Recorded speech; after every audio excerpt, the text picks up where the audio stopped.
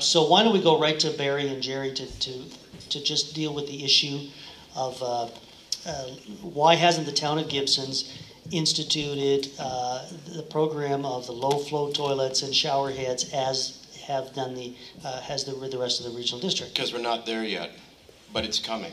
And thank you for the segue. I appreciate that a lot. We will be looking at many of the options. I get a chance to read from my speech here. We're looking at many options, including refitting old technology toilets, shower heads, washing machines, even rain harvesting for non-potable water. If there's a practical case to be made, and Jerry will talk about the business aspect, I'm sure, we'll find ways to help residents acquire new systems. Coast-wide ban on pesticides, obviously we support it completely. You know that we do not have pesticide use for cosmetic purposes in the town of Gibsons.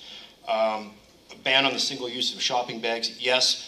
My preference is to find, by working with local businesses, practical alternatives like we did with the banning of burning. We found an alternative way. And we need to work with business to find that. As far as community composting, that will be an aspect of the recycling review, and I can tell you it is coming to the town of Gibsons, I promise. Okay. Thank you. Thanks, Barry. Jerry, do you have anything to add? Hello? There. Yes, I do.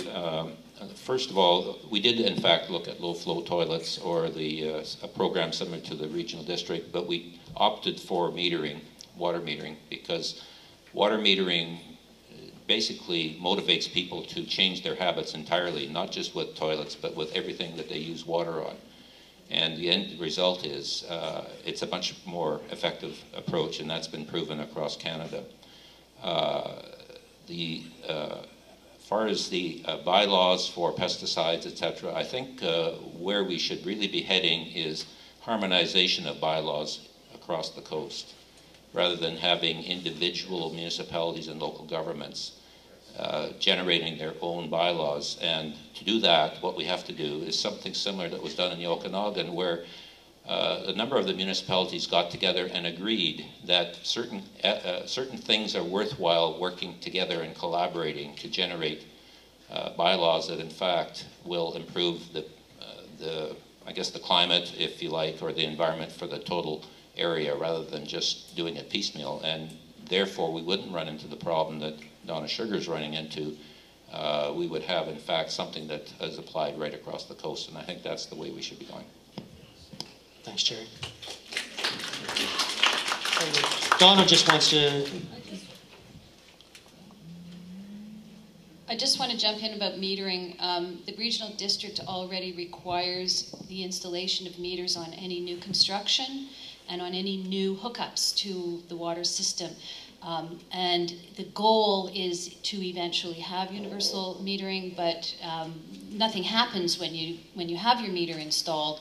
It's not used yet, but we're in the process of getting that on board just by the new construction and new hookups, just so that's clear. If I can ask one quick question pertinent to this. Does the regional district have any figures yet on the attributes of introducing those low flow toilets? Because we've all been pretty impressed with that, I think, from one end of the coast to the other. I don't have figures off the top of my head, but we certainly do have those figures. And this year we added commercial operations as being eligible because the program was so successful. In reduction of water, and so we decided that we would move beyond just residential and allow commercial operations within the regional district to get replacement toilets. Thanks, Donna.